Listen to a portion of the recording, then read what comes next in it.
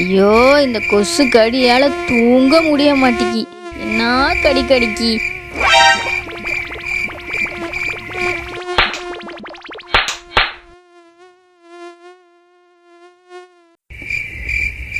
என்னடி ராத்திரி நேரத்தில் தூங்காம கும்மி அடிச்சிட்டு இருக்க?